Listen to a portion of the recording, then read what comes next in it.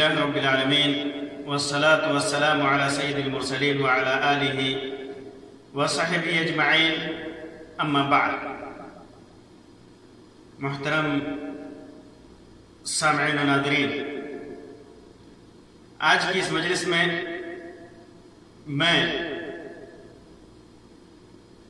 قربانی کرنے والے آدمی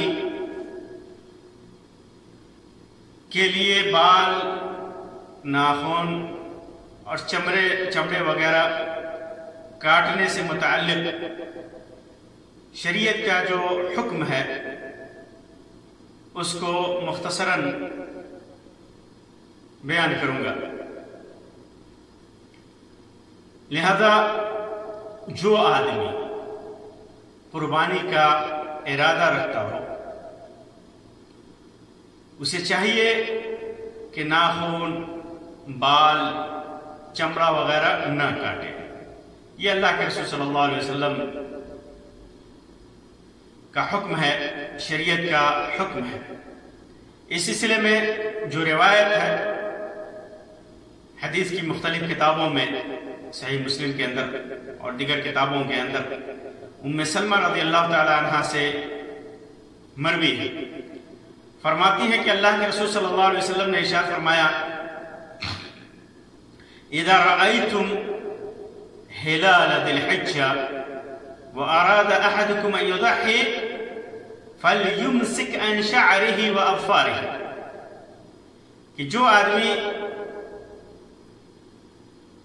جب تم ذی الحجہ کا چاند دیکھو، ذی الحجہ جس کی 10ویں تاریخ کو قربانی ہوتی ہے، تو ذی الحجہ کا چاند دیکھ لو اور قربانی کا ارادہ ہو تو بال اور ناخن کاٹنے سے پرہیز کرو. یہ حکم ہے. اور دیگر روایتوں میں دیگر الفاظ بھی ہیں، جیسے وَلَا مِن بَشَرِهِ شَيْئًا، کہ اپنے چمڑے کا کوئی حصہ نہ کاٹے، نہ بال کاٹے، نہ ناخن کاٹے، نہ چمڑا کاٹے. اور ایک دوسری روایت کے الفاظ ہے فَلَا يَأْخُذَنَّ شَعْرًا وَلَا يَقْلِمَنَّ ظُفُرًا، بال ہرگز نہ کاٹے. تاکیدی حکم ہے، بال ہرگز نہ کاٹے اور ناخن ہرگز نہ کاٹے. یہ تاکیدی حکم ہے. اور ایک روایت کا لفظ ہے من کان لہ ذبح یذبحہ، اگر کسی کے پاس کوئی ذبیحہ ہے یعنی قربانی کا جانور ہے، اسے ذبح کرنا چاہتا ہے، فَإِذَا أَحَلَّ هِلَالَ ذِي الْحِجَّةِ فَلَا يَأْخُذَنَّ مِن شَعْرِهِ، تو ذی الحجہ کا چاند جب نکل جائے تو اپنا بال نہ کاٹے، وَلَا مِنْ أَظْفَارِهِ شَيْئًا، اور نہ اپنے ناخن کاٹے، حَتَّى يُضَحِّ، کب تک؟ یہاں تک کہ وہ قربانی کر لے. قربانی کر لے اس وقت تک. کب سے؟ جب ذی الحجہ کا چاند نکل جائے، یعنی اگر 29 کا چاند ہے، ذی القعدہ کا چاند 29 کا ہے، تو چاند کی گواہی ثابت ہو جائے، چاند دیکھ لے تو پھر وہاں سے نہیں کاٹنا ہے. اور اگر 30 کا مہینہ ہے، 30 کی چاند ہے تو پھر 30 تاریخ سے کے بعد سے، مغرب کے بعد سے وہ بال اور ناخن نہیں کاٹے گا. کب تک؟ جب تک وہ قربانی کر نہیں لیتا ہے. قربانی کرنے سے پہلے اس کو نہیں کاٹنا ہے. قربانی کرنے سے پہلے نہیں کاٹنا ہے. معلوم کیا ہوا اس روایت سے کہ بال ہے، ناخن ہے، چمڑا ہے. بال چاہے سر کا بال ہو، مونچھ کا بال ہو، بغل کے بال ہو، یا زیر ناک بال ہو، یا جسم کے کسی بھی حصے کا بال ہو، کچھ بھی نہیں کاٹنا ہے، کچھ بھی نہیں کاٹنا. اور یہ حکم مرد اور عورت سب کے لیے ہے، سب کے لیے. اگر عورت بھی اپنے نام سے قربانی کرنا چاہتی ہے تو اسے بھی بال اور ناخن وغیرہ کاٹنے سے پرہیز کرنا چاہیے. یہ حکم واجب حکم ہے. بعض علماء کے نزدیک مکروہ ہے اور بعض علماء کے نزدیک جائز ہے، لیکن صحیح بات ہے کہ حدیث میں تاکیدی حکم ہے کہ بال اور ناخن نہیں کاٹنا چاہیے ان لوگوں کو جو قربانی کا ارادہ رکھتے ہو. اچھا، یہ حکم قربانی کرنے والے کے لیے ہے. اگر کوئی آدمی گھر کا ذمہ دار ہے، وہ اس کے نام سے قربانی ہو رہی ہے، تو اس حکم میں اس کے گھر والے شامل نہیں ہیں. اگرچہ قربانی کر رہا ہو، قربانی کرنے والا ایک ہی بکرا اپنے گھر کی طرف سے بھی کرتا ہے، اپنی طرف سے بھی کرتا ہے، اللہم تقبل ھذا منی ومن اہل بیتی، لیکن پھر بھی اس کے اندر اس حکم میں اس کے گھر والے، بیوی، بچے شامل نہیں ہیں. وہ لوگ بال اور ناخن کاٹ سکتے ہیں. بال اور ناخن کاٹنے سے پرہیز کرنا ہے اس کو جس کے نام سے قربانی ہو رہی ہے، جو قربانی کر رہا ہے اس کے لیے. اسی طرح اگر کسی کو وکیل بنائے قربانی کرنے پر کہ میری طرف سے قربانی کر دو، تو وہ وکیل اس حکم میں شامل نہیں ہے، بلکہ جو قربانی کا ارادہ کر رہا ہے اس کے لیے یہ حکم ہے. بہت سارے لوگ شروع میں ان کا ارادہ نہیں ہوتا قربانی کرنے کا، بعد میں ان کا ارادہ بنتا ہے. 2 ذی الحجہ، 3 ذی الحجہ، 4 ذی الحجہ، 5 ذی الحجہ، 6، 7، 8 ذی الحجہ، 9 ذی الحجہ، کسی بھی تاریخ میں کبھی بھی ان کا ارادہ ہو جاتا ہے کہ انہیں قربانی کرنی ہے. تو ایسا آدمی کب رکے گا؟ تو ظاہر سی بات ہے کہ جب نیت کیا ہے اسی وقت سے اسے بال اور ناخن کاٹنے سے پرہیز کرنا چاہیے. اس سے پہلے اگر وہ کاٹ چکا ہے تو کوئی حرج نہیں ہے، کیونکہ اس نے نیت نہیں کی تھی. اس نے نیت نہیں کی تھی. جب نیت کرے گا اس وقت سے رکے گا.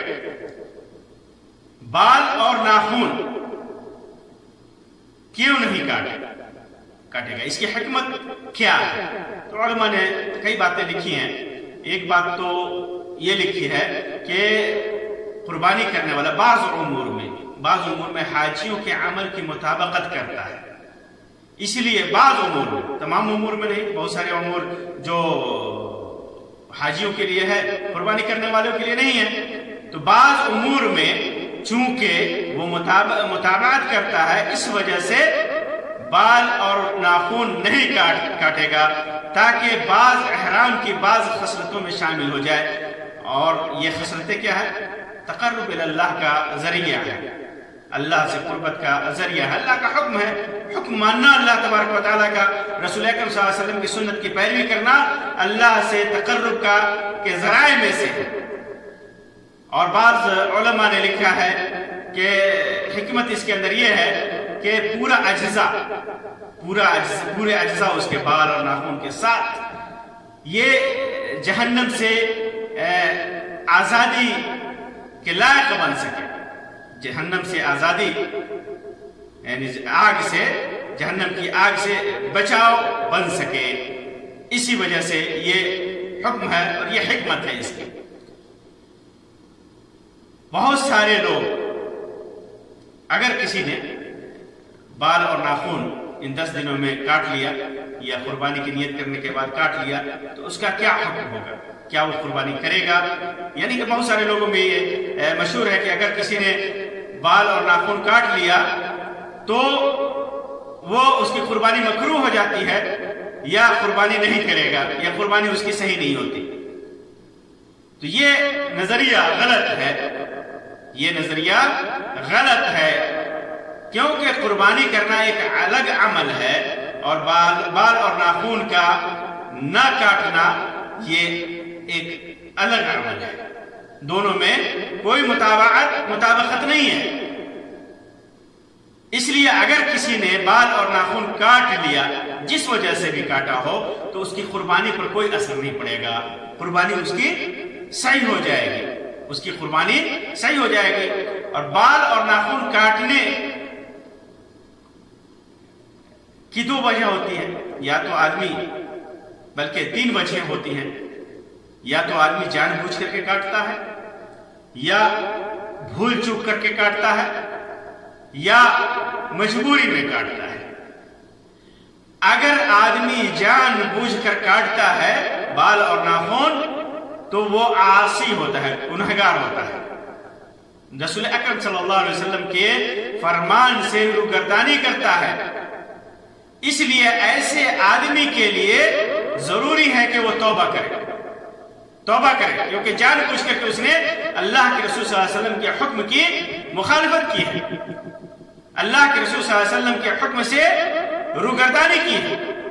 اس وجہ سے ایسا آدمی گنہگار ہوا، اسے توبہ کرنا چاہیے، لیکن کفارہ نہیں ہے، اس کے اوپر کوئی فدیہ نہیں، کوئی کفارہ نہیں، اس کی قربانی صحیح ہو جائے گی، چونکہ اس نے گناہ کیا اس لیے اسے توبہ کرنا ہے، لیکن قربانی اس کی ہو جائے گی۔ اور جو آدمی جان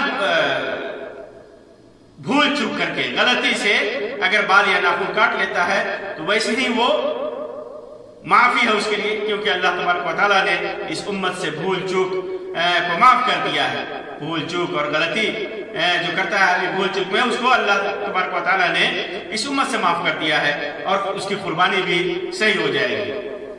اسی طرح تیسری قسم یہ ہے کہ آدمی مجبوری میں کاٹتا ہے، جیسے کسی کو زخم لگ گیا، سر میں زخم لگ جائے، پٹی وغیرہ کرنا ہے، یا کوئی بیماری ہو جائے اور وہاں پہ دوا لگانی ہے، بال کاٹنا ضروری ہو جاتا ہے، یا ٹھیس وغیرہ لگنے سے، چوٹ لگنے سے چمڑا وغیرہ کاٹنے کی ضرورت پیش آتی ہے، یا ٹیکے وغیرہ لگانا ہے، انجیکشن لگانا ہے، اس میں بھی چمڑا کٹتا ہے، تو یہ مجبوری ہے اور یہ بھی جائز ہے، اس سے قربانی پر کوئی اثر نہیں پڑتا، قربانی صحیح ہوگی۔ اور ایسی صورت میں آدمی بال اور ناخن کاٹ سکتا ہے کیونکہ عذر ہے اور مجبوری ہے۔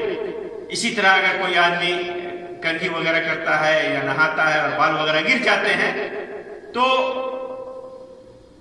ایسے لوگوں کے اوپر کوئی حرج نہیں ہے، نہانے میں کوئی حرج نہیں ہے، کنگھی کرنے میں کوئی حرج نہیں ہے، بال گرے تو گرے، اس سے کوئی حرج نہیں ہے، چاہے جتنا بال گرے اس سے کوئی حرج نہیں ہے، قربانی پر کوئی اثر نہیں ہے اور کوئی گناہ نہیں ہے ایسے آدمی کے اوپر۔ اسی طرح لیکن بہت سارے لوگوں میں آپ دیکھیں گے، گاؤں وغیرہ میں خاص طور سے دیکھنے میں آتا ہے کہ بہت ساری عورتیں چوٹی شروع میں باندھ لیتی ہیں، پھر کھولتی نہیں ہے کہ بال وغیرہ گر جائیں گے، یا تیل وغیرہ نہیں لگاتی سر میں، یا کچھ لوگ مہندی وغیرہ نہیں لگاتے کہ اس سے بال گریں گے، بال جھڑ جائیں گے، اور یہ شریعت کی مخالفت ہوگی۔ یہ شریعت کی مخالفت نہیں ہے، یہ جہالت ہے، یہ جہالت ہے۔ جہالت کی بنیاد پر آدمی سمجھتا ہے کہ ایسا کرنے سے نقصان ہوگا، ایسا کرنے سے کوئی نقصان نہیں ہے، بال گر جائے کوئی حرج نہیں ہے، آپ اپنے بال کو، اپنی چوٹی کو سنوار بھی سکتے ہیں